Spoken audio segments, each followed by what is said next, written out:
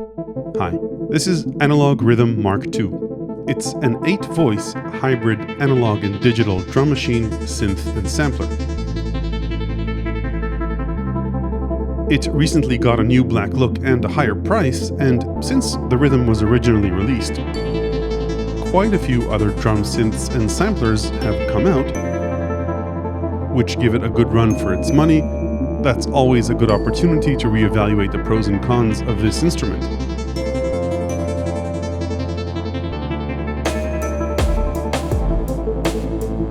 In this video, I'll walk through all of Rhythm's main features in case you're not familiar with it, and then talk about its pros and cons compared to other instruments.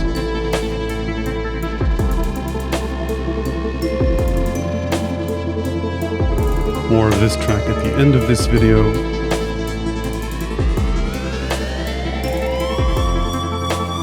Let's take a look.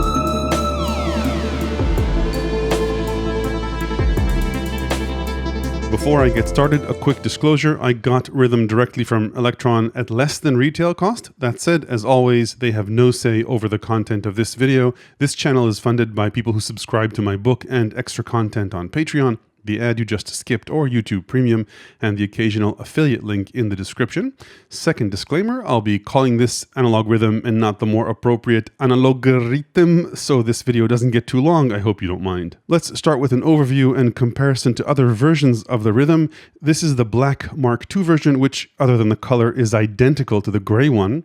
Both Mark II Rhythms are upgrades from the Mark I version. The main difference in terms of internal capabilities is that the Mark II versions can sample. Aside from that, obviously, the enclosure and controls have been totally revamped. There are more direct controls. It's more spacious, but less compact. The screen is bigger, has higher resolution, and is better. The pads are bigger, and the encoders are more responsive.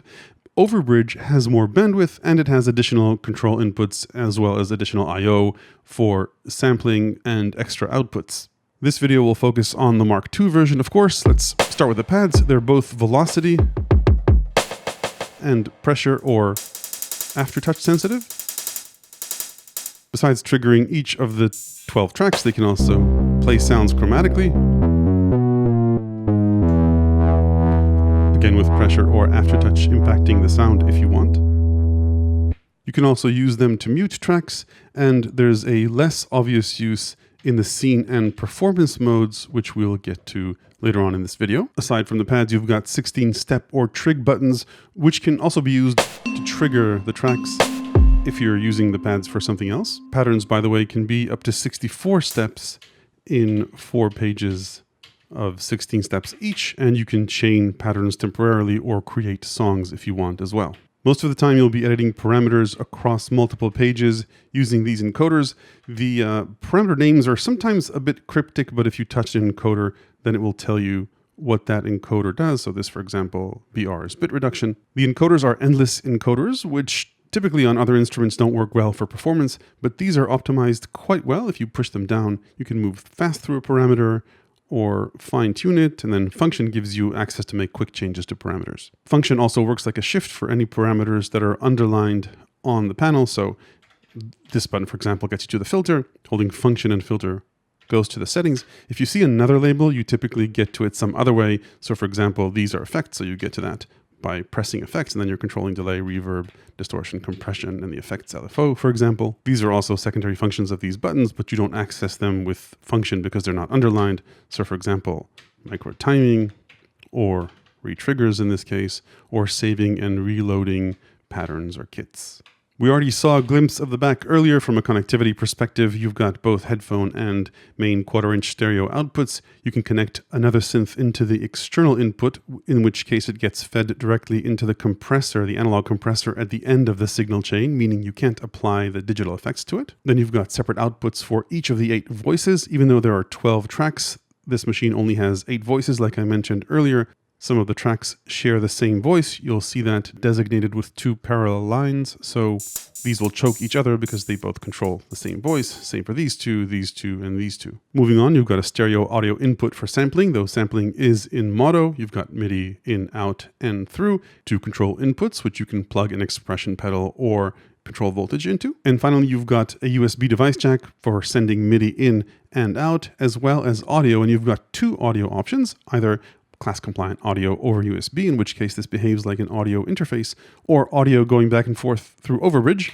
which is what I'm doing in this case, where you can stream audio to your computer alongside using a separate audio interface. That's what I'm doing here. You can see nothing's connected to the audio outputs. Everything's going out through Overbridge. So what is Overbridge? It's a companion software plugin that lets you control many of Rhythm's parameters in your DAW, as well as pass multi-track audio between Rhythm and your computer. It also gives you a really nice overview into all of Rhythm's parameters, which is a great way to get acquainted with what this thing can do. So that was a general overview. Let's dive a little bit deeper and start with the analog drum machines within Rhythm. For that, I'll clear this kit, start up with a brand new one. So these are the default sounds you get. The 8 analog voices in Rhythm don't actually use the same circuits. They actually contain 6 different physical analog circuits. So for example, the hi-hats, remember these two tracks choke each other so they're controlling the same voice. That's one circuit. Cymbals are a different circuit, and each of the circuits have different machines, which we'll talk about in a bit, which let you control them differently, but these two are the same circuit. Bass tom is its own thing. Then these 3 toms have the same circuit. Remember, 2 voices, chokes here, 2 tracks control the same physical circuit. Then you've got a different circuit for these two. The bass and the snare actually share the same circuit again with different machines, which we'll get to. And then the rim shot and clap, a circuit that's similar to these two, but also has some rim shot and clap capabilities. So what are these machines that control the different circuits? You get to them by double tapping source. So the bass drum circuit has multiple different ways it can be controlled, including the very interesting dual VCO, which essentially turns this into an analog synth. And these are the options for these 2 circuits. And these two have similar options, but have additional options for both rimshot and clap. Now, all of these are configurable, as you saw here. Each have their own parameters, their own synth parameters, which is the whole point behind having a drum synth, is to let you vastly change the sound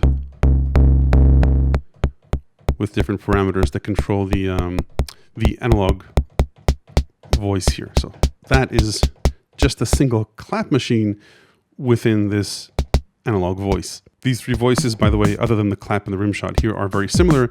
All 3 can be used as a dual VCO for a synth. And you might say, well, what about my bass drum? Well, the bass tom is a pretty kick-ass bass drum as well if you want.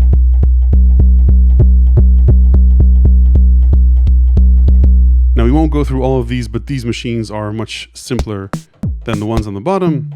These are the options for the tom machines, and you don't get the noise and impulse options, by the way, are identical for all the drum synths. Then there are the claps with a few options here. And the cymbals, again, a few machine options here. Each machine, by the way, with its own set of controls. So those are the analog machines. They sound great. The only thing that I could complain about here, I guess, is that the placement of the hats is a little bit odd if you're finger drumming. But you can associate a sample with any of these pads, which means you could place digital samples of these hi-hats here when you've found the sound that you like. More on sampling in a bit. I'll just spend a little bit more time on the dual VCO option, which, like I mentioned, is sort of like an analog synth on its own. Dual oscillator synth. Got a detuning option and quite a few wave shapes, as well as a few cross mod options. FM and ring mod options. Pitch bend. Decay control. So these can get a little gritty. You've always got the more conservative options here.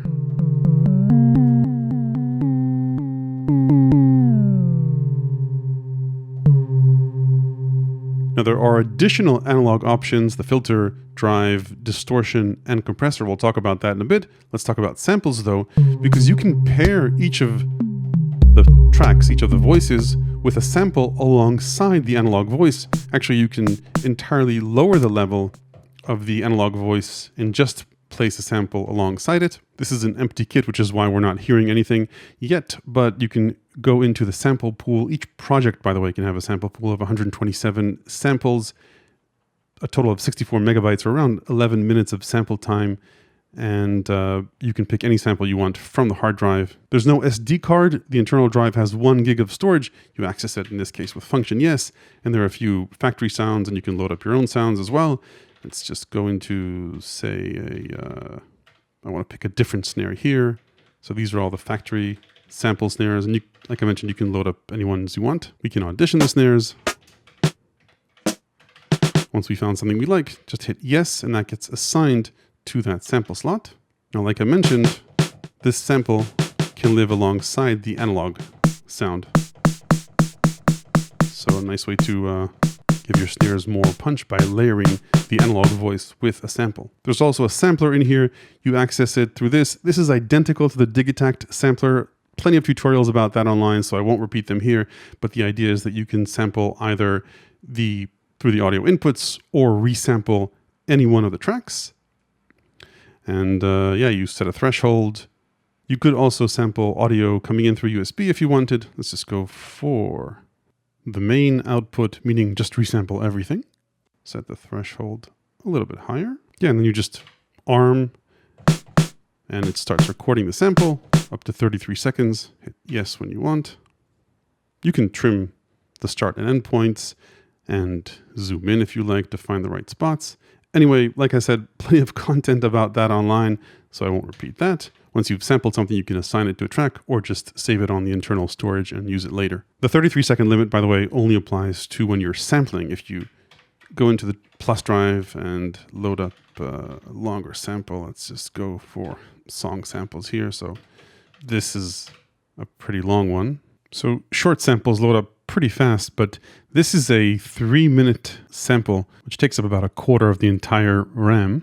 I can already see it up on Overbridge. Let's just give it a bit longer. And here we go. But yeah, once it's loaded, you've got immediate access to it. There's no way to zoom in and out on large samples, so it's a little bit hard to fine-tune and pick individual spots within a large sample. I wish they'd add some sort of zoom into here. And you can play samples in reverse if you put the end before the start. You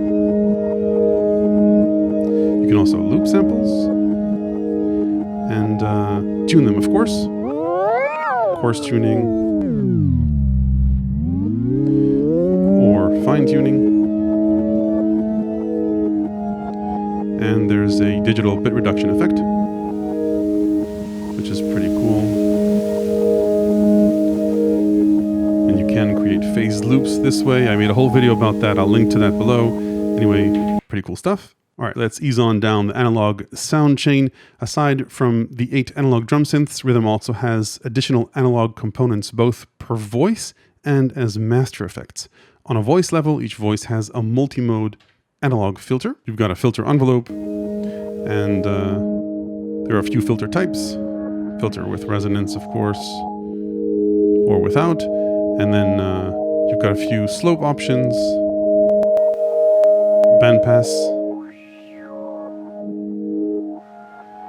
high pass options, notch, peak,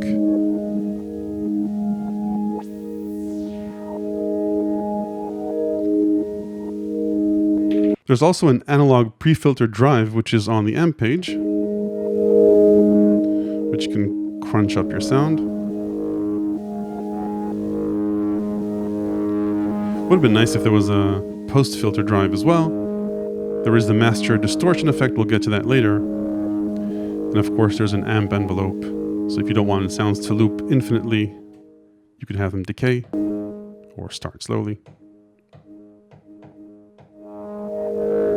And while the samples and the analog engines, of course, are mono, you do have panning on a per voice basis. And you've got send effects to the delay and reverb, again on a per voice basis.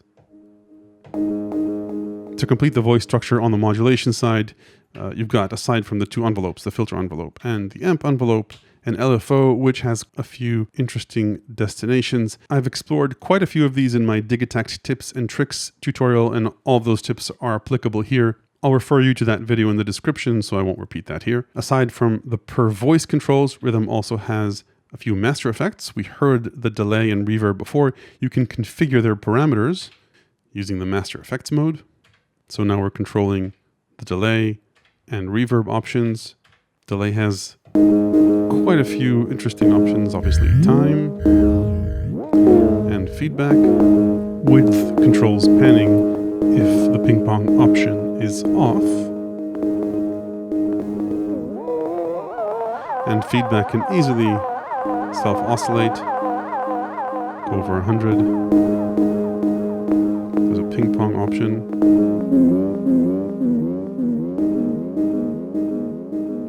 Let's tame this down a bit. Anyway, so that's the delay. And then reverb also has a bunch of controls. It does go to infinite, which is always appreciated. And there are filter options and shelving options.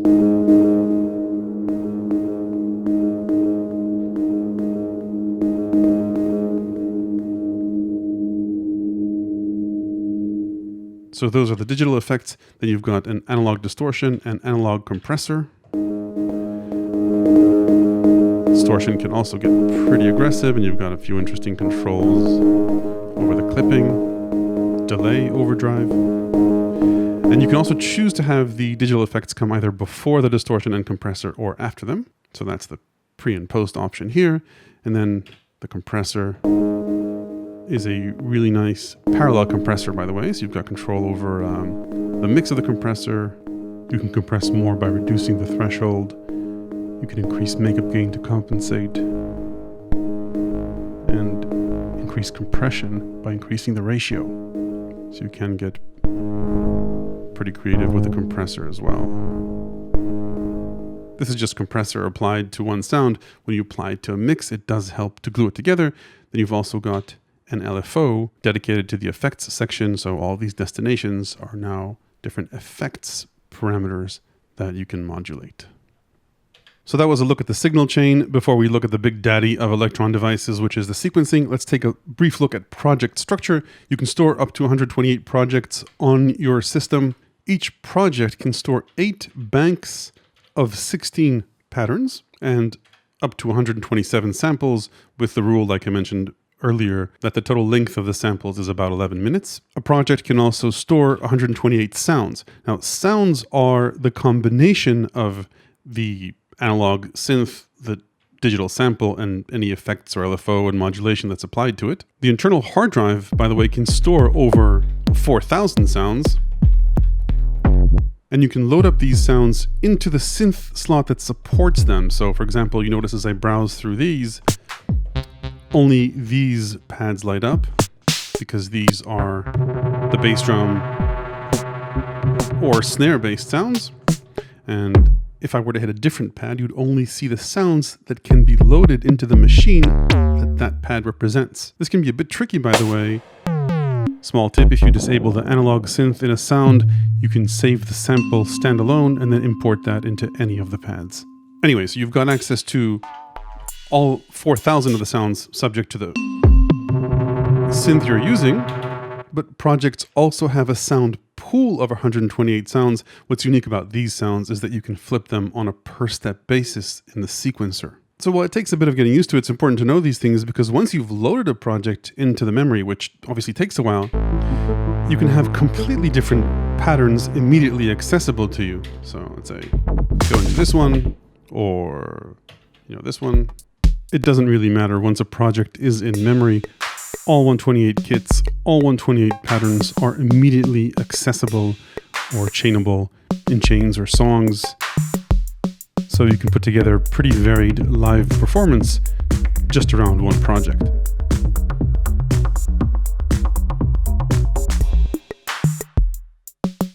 All right, let's talk about sequencing. If you're familiar with Elektron sequencing, you'll feel right at home here. There are 3 ways to program basic sequences into patterns: grid sequencing, live recording, and step recording, which is relatively new. Grid recording is simple. You pick the track that you want to sequence. You can pick tracks, by the way, either in play mode or by holding track and selecting a track silently in any other mode. Hit record to enter grid sequencing and enter a pattern, as simple as that. Live recording is also simple. You can either record unquantized or quantized. Let's go for quantized just to be on the safe side. And this is what I recorded, not in sync with the pattern, so we can always fix that. Let's look at the third option, and that is step recording. You enter that by holding record and stop, and there are 2 options here. Let's go with standard to begin with, and you just step record at your own leisurely pace, and you've got a pattern. The second option, by the way, the jump option, is if you want to record patterns in more than 1 step increments. To complete the analog rhythm sequencing tour, let's take a quick look at swing. Fairly straightforward, but it does have it if you want it. Where it gets more interesting is parameter locks. Let's go for my good old pattern here. Let's just listen to the bass line, for example. Choose track 3, so this is my filter. Let's say that I wanted to parameter lock the filter on a per step basis. So I could say close the filter on this step and maybe increase resonance, and then open it up here and decrease resonance. So that would sound like this. That's a bit abrupt. There's a slide option to make things smoother. Let's add it here.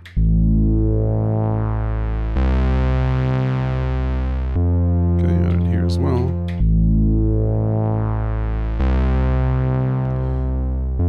So nice gradual parameter changes with parameter locks. You could also live record parameter locks as well if you wanted.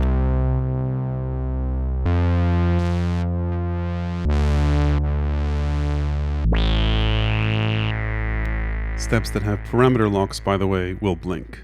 If you've made too much damage to your pattern, just hold reload, hit pattern and kit, and you're back to where it was. That doesn't apply to mutes, by the way.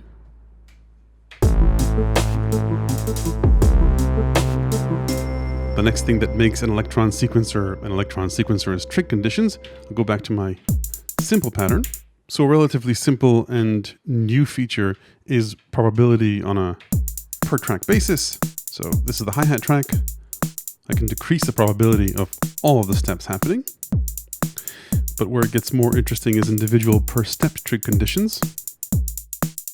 Again, if you're familiar with Elektron sequencers, this will be no news to you, but options are fill or no fill. So you could have a step be applied only when the fill button is pressed. Let's maybe use these as fill steps. So that's my pattern now. Fills don't play. If I hold this, you get a fill. And the list goes on with pre, meaning a step will trigger if a previous condition was met, or neighboring track, meaning a step will trigger if a condition in the track before it happened. If you see a little line on top of a condition, it means not. So say, for example, not fill will happen if I'm not pressing the fill button. Then there is a first loop option, or not in the first loop. And then every so often, so every, second loop of 3 loops, or every first of 4 loops, and so on. This goes all the way up to 8 loops. So you can create fairly long and evolving patterns using just trig conditions and a simple 16-step sequence. You could also set different lengths on a per track basis and different speeds on a per track basis. So in my project here, for example, this track is going fairly rapidly. It's got 12 steps. The baseline track proceeds much slower. If we go into here, you'll see it running at the 4th of the rate of track 2. And then say the hi-hat track, it's got 64 steps, running at regular speed. And you can set an overall length for the pattern as it evolves with different track lengths. Here I've set it to 96. So I've got different tracks at different lengths, and I do want them to be in sync at a certain point. Continuing to bounce back and forth over to my simple pattern. Last thing I wanted to show you here, and for it to be audible, is sound locks. So you could, let's say, go for the snare track and go crazy in these steps. Just hold a step and choose a different sound. As long as that sound is compatible with the drum synth on that track, you can swap out sounds on a per step basis. To complete the sequencing picture, you can create temporary chains and whole songs. So excuse me as I bounce back and forth between a full pattern and an empty pattern. If you want to create a simple chain in the same bank, you just hold the bank button, hold the first pattern, we're on EO2, and then any other patterns you want to add to that chain, let's just add pattern 3 to it. So now I've created a simple chain with patterns EO2 and EO3. This one has that, and this has nothing, and the chain goes back and forth between those two. You can also create chains across multiple banks by holding function and new chain, and then just adding them like so. And you can edit chains like that. Then songs are just groups of chains lined up. You can edit a song, repeat chains multiple times if you like, delete elements of a song, function no, or add new ones with function yes. So if you want a song mode, you've got it. Let's move on and talk about scene and performance modes, which are unique and important performance functions of the analog rhythm. So scenes and performances are macros that let you change multiple parameters at once. The difference is that scenes make changes to parameters immediately and to absolute numbers, and performances let you create gradual changes to relative values compared to where they are before you press the button. So let's go back to my pattern and the bass line. Let's say that I wanted to open the filter immediately when I activate a scene, let's say this scene. So I go into function and edit to edit a scene. I could choose the track that I want to affect a change to. Let's choose my bass track. And you can see we're in scene 4. We've got 0 locks up until now. If I wanted to create a lock, you just hold the scene button and choose the parameter that you want to lock. Let's say to open up the filter way up. So when this plays normally and the scene isn't selected, that's my bass line. But if I press this button, the filter will immediately open up and close when I leave this scene. Now you could lock up to 48 parameters this way. Let's move into performances. Again, very similar. I choose the performance pad that I want to edit. Let's go for this one for a change. So now editing performance pad 8, it has 0 locks so far. Let's again choose track 3. And now I want the filter to open up gradually, and let's say add resonance when I gradually press this button. Let's hear what this sounds like.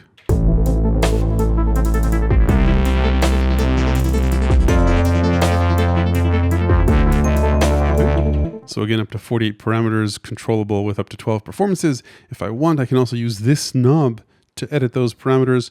Just hit QPer and assign the knob to one or more of the performance pads. Let's just go for this one. So now I'm controlling the performance either through this pad or using this macro control. Now the problem with these pads is that parameters bounce back to what they were when you leave the pad. If you don't want that to happen, you can lock performance by holding it in and then leaving performance mode, which will lock the performance in that state until you press it again. Now, if you're controlling a lot of parameters in scenes or performances, I don't think there's a way to see what those parameters are within the analog rhythm, but if you go into Overbridge, if you've got it hooked up, you can see exactly which parameters are controlled by each of the different performances and scenes. You can also edit them here if you like as well. Before we head out to the pros and cons, I wanted to mention a few small tips and tricks. For added expression in your sounds, you could set multiple modulation destinations for both velocity and pressure or aftertouch. You do that within the sound settings. So you've got velocity mod and aftertouch mods, and you've got 4 destinations for each of those, which is pretty neat, I think.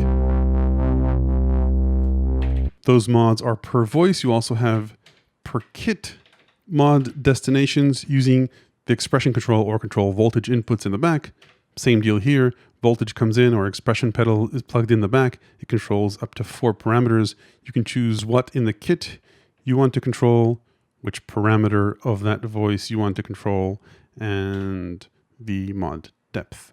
So a great way to add additional macro controls beyond this one knob. Moving on, it might not be self-explanatory, but the effects are also an effect track. So you could parameter lock different values of the effect. So for example, let's go for the delay. And I think I've got a delay prominently on this track. So this is the delay as is, but I could just mess with its timing if I wanted. Say here. For crazy effects. So all of the effect parameters can be locked. Next tip is just to read the manual for shortcuts. There are a few good ones. So let's say that I wanted to unmute multiple tracks at once rather than just going one by one. Hit function, choose what I want to unmute, unmute everything at once. There's also a solo option if I wanted with RYTM.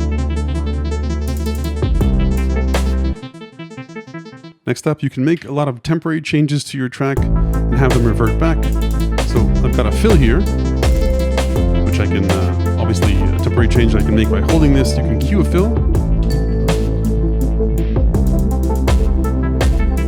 So it'll happen in one bar. Other ways to undo temporary changes. Let's say that I've gone too far. Again, I abuse the bass line here. And just, you know what, abuse everything. Completely mess with my kit. Just hit no and kit, and the kit is reloaded. Same goes for the pattern. So say if I wanted to go into, say, my kick, just mess it up a lot. A quick reload to the pattern brings things back to normal. Another fun trick, if I've gone too far with my effects,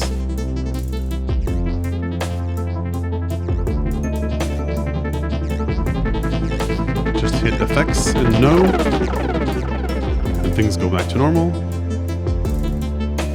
Copy and paste can also serve as interesting performance functions before you want to mess up a pattern. You can copy it, mess it up, and then paste it or undo the paste. No reason not to do that in the performance if you're feeling bold. Anyway, that's just the tip of the iceberg. If you want plenty more tricks and ideas, I'll refer you to two sources. The first is my Digitact tips and tricks video. The second is my book on Patreon.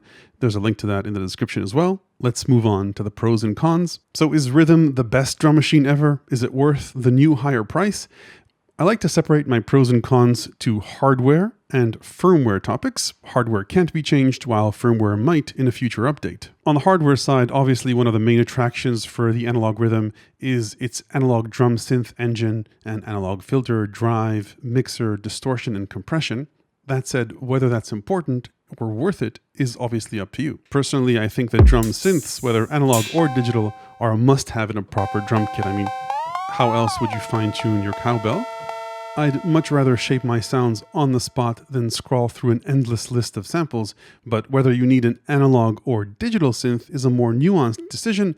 We're increasingly seeing pretty darn good digital drum synth in instruments like the TR-8S, the MPCs, and Machine. Personally, I do think that the drum synths here, not to mention the dual VCO machine, do have that special character that you'll be hard-pressed to find in most digital drum synths. The big question is, how important is that to you, and is it worth the premium price? The second topic you need to consider is sampling. I think sampling is a big aspect of this alongside the analog aspects.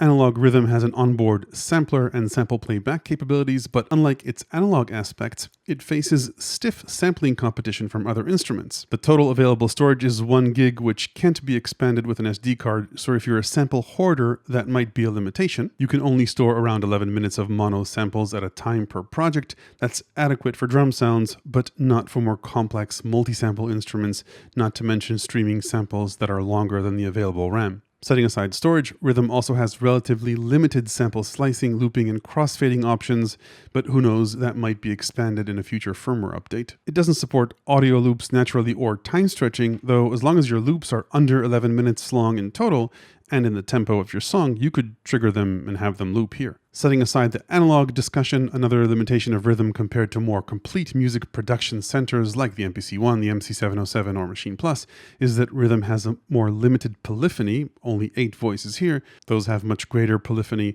and this also has a workflow that is monophonic per track. Yes, you could sequence 3 voice dual VCO sounds using 3 tracks. It would be just a bit of a hassle compared to sequencing everything in just 1 track. On the sequencing and performance side, RYTM has one of the most powerful interfaces and controls out there between scenes, performances, parameter locks, trig conditions, track scaling. You'll have few creative limitations. One thing you can't do, at least not currently, is manage an Ableton Live style grid for each of the tracks where you can easily change a pattern for a single track as opposed to changing the pattern for all the tracks at once.